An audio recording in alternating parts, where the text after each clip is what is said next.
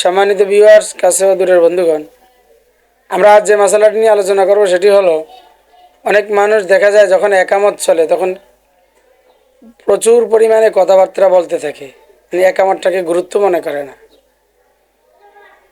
এরকমভাবে দেখা যায় একামতের সময় অনেকে সুইচ বাতি বন্ধ করার কাজে জড়িত থাকে।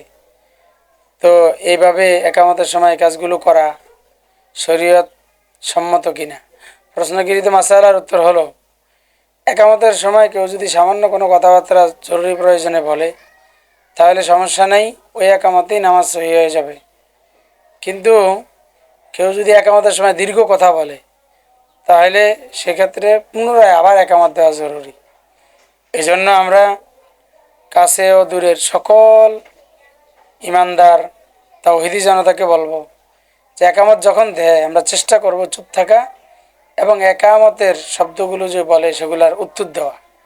শুধু অনর্থক কোনো কথাবার্তা বলে যদি মসজিদে হয় সেখানে হট্টগোল হয়, বিশাল কথাবার্তার একটা ওই চিৎকারের মতো লাগে।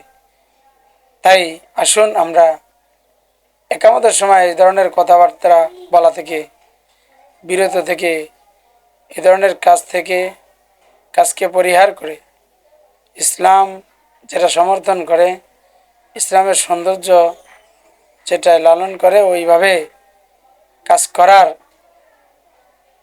ইসলাম মানার তৌফিক আল্লাহ দান করেন। আমিন। ওয়া আখির দাওয়ানা আলহামদুলিল্লাহি রাব্বিল আলামিন।